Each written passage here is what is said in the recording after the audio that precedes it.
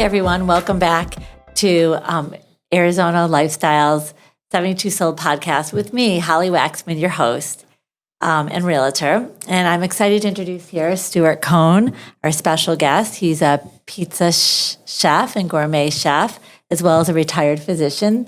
Welcome. Thank you very much, Holly, for having me today. Yeah. I'm all excited to be here. Good. And then we also have, of course, Ryan Nelson, my favorite loan officer and person. I really value his opinions, and I feel very lucky to be working with. Welcome, Ryan, with Barrett Financial. Thank you for having me, Holly. Thank you for being here. So a little bit about Stuart. I'm so glad to meet you. But Stuart taught himself after he retired some talents in the culinary world, how to bring cooking to a new level, and specializing in gourmet cooking as well as pizza, which is one of my favorite foods. Yeah, I know. Pizza is sort of like a blank palette. You could turn it into anything.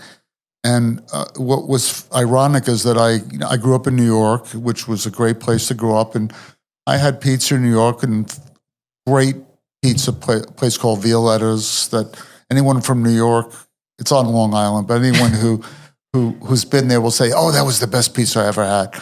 And then so when I moved to Phoenix, eventually, after living in Virginia, Baltimore, Chicago, which, has pretty good food too, it was like a requirement for me is that there had to be at least one place where I could get good New York cheese pizza. And there was, so I moved here, and that was over 30 years ago. Terrific. It was, and at the time, the food here was so-so, but now it's just exploded. There's just so much great food in this town. I'm really pleased. Yeah. So tell me what influenced you, what inspired you to move to Arizona from New York and your other? Well, it was actually, it was in Chicago. I did my residency in Chicago, and I was teaching in Chicago, and I met my wife, who's my ex-wife now, but I met her in Chicago, and she was from San Francisco, and we got married, and we came out here on vacation, and I said, we're moving here. We came out here and I played golf, and I love golf.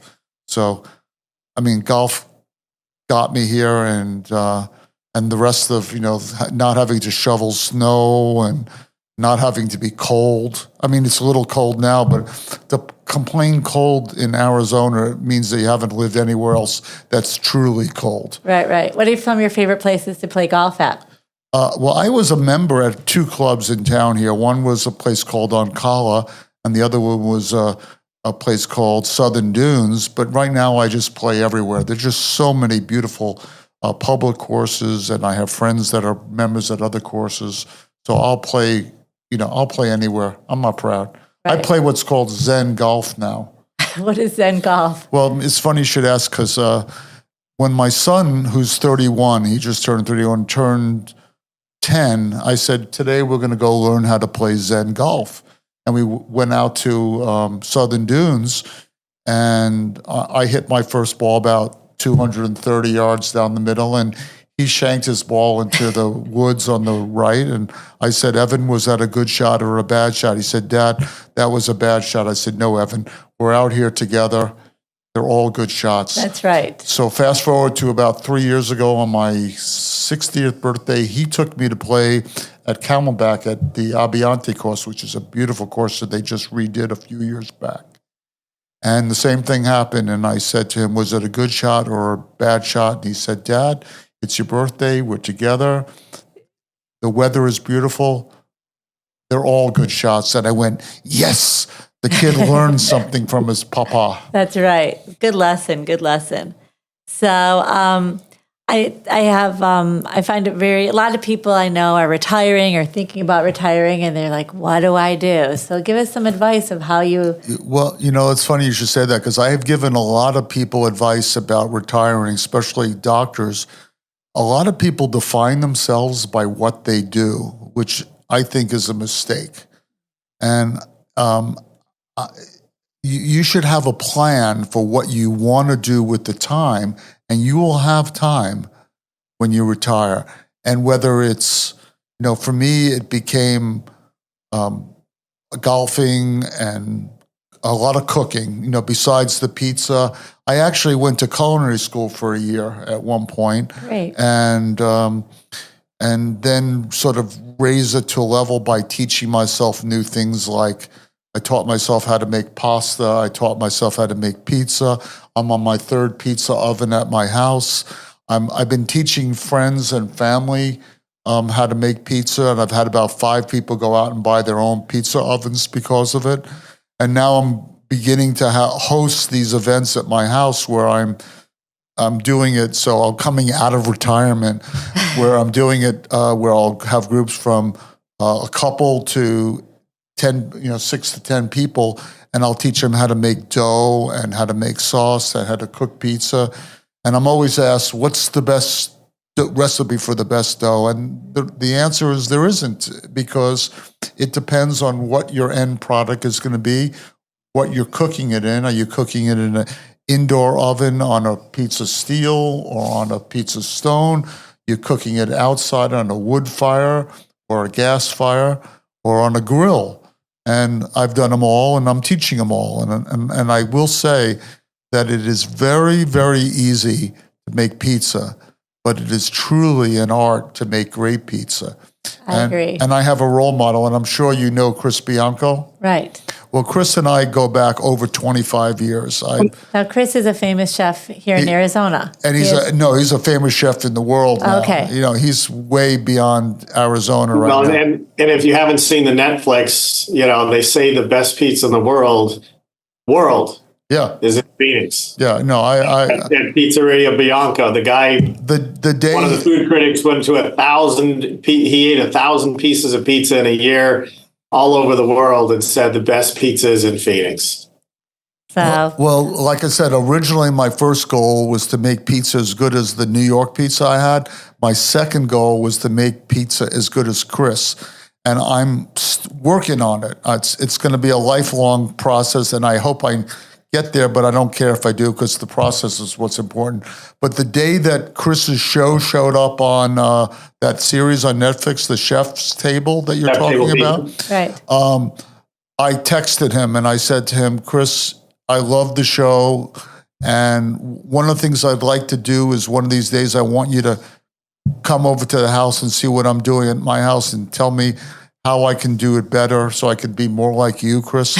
And I sent him the message at 7:00 at night, the night that I watched the show. At 7:00 in the morning the next day, I already had a response from him saying, great, we'll make it happen. And of course, right now he's been so busy with his restaurants in LA and other projects that he's working on. So we haven't done it yet, but he did give me his word, and I take him at his word. That's great. Well, it's really nice to say. We work, and I sell real estate, and Ryan helps me with getting people money and loans. And it's so nice to have someone, a success story of someone living here who's retired, because we have a lot of people that when you're thinking about retiring, this is the best destination or one of them to move to, because like Stuart's saying, we have great food, great pizza, great golf, and of course, terrific weather. That being said, thanks, Stuart. And let's hear from Ryan, if you would share with us some of your 2024 predictions for what's happening with the housing market. Well, there's a lot of optimism for 2024. We're seeing that rates have dropped from where their highs were last year, and we're just leveling off, waiting to get a new batch of economic data that'll come out in regards to inflation. We're going to see some Fed rate cuts. That's almost a guarantee. When that's going to happen, little yet to be seen. There was a higher probability before the latest jobs report came out that it was going to be as early as March, maybe pushed back a little further. But we'll see some Fed rate cuts. They're predicting anywhere from 3 to 6 this upcoming year. It'll probably fall right in the middle, maybe 3 to 4 is what I'm thinking. That'll naturally drive down mortgage rates. They're very correlated. When the Fed cuts rates, they don't cut mortgage rates, but they cut their Fed funds rate. and that propagates out into the market, and we'll see mortgage rates, fall accordingly. So a lot of optimism. I think we'll see some appreciation, in the housing market, just for the simple fact that as rates come down, more buyers can afford to buy, and as more buyers enter the marketplace, that'll certainly create more demand and probably push prices modestly higher. But there's good reasons to definitely purchase a home, and I love what you're doing, Stuart. I love the fact that really there is no retirement. You just I call it you're shifting gears. He's shifted gears from working on people. Now he's working on food and perfecting his craft there, and obviously being mentored by some of the best of the best. So yeah, I love it, and it's good to know people that enjoy what they're doing, and same propagates over to what you're doing, Holly. You love your job. You love helping people finding homes and finding the right home, and certainly shows in every aspect of your professionalism and business. So thanks, Ryan. Yes, I do love what I'm doing, and it's great to meet other people that like to have a purpose and keep doing things that they like. People say, I woke up the other day and we did a TV episode for one of my listings, and they're like, Holly, why do you do this? I go, what more fun is that to tour a beautiful house and have other people look at it as well? So, I feel really lucky to meet so many great people and be able to help them find their dreams and, be supportive of life changes. That being said, Ryan, do you see anything that we should have our eyes open to with supply and demand out there or anything like that? No, I think, for anybody buying a home, they should never feel rushed. You'll know when the time is right. It's always better to pay your own mortgage versus somebody else's. I do believe that if you wait to buy a home and you're waiting for rates to come down, you're probably going to pay a higher price for that same home. Right. So if you're looking to get into a home, look and see what your options are. If you need financing, there's a lot of great programs out there to help you. And if you get into a home right now, while rates are maybe, in your opinion, a little bit higher, and they're a little higher than they've been, they're definitely going to, on the right track. We're headed on the right trajectory going lower. But if you buy now and rates go up, buying now is the best thing that ever happened to you because you're locked in on an interest rate. And if rates come down, you can always refinance that home and get a lower payment. So don't delay. You're probably just going to pay a higher price if you do.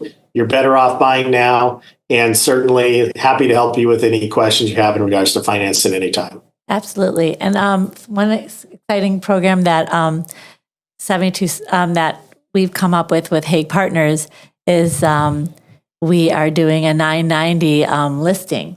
So we have a really great program where we're going to have the sellers help take charge of their listing and guide them through there and be there to protect them through the transaction, negotiate the deal, and they're gonna just pay a $9.90 fee.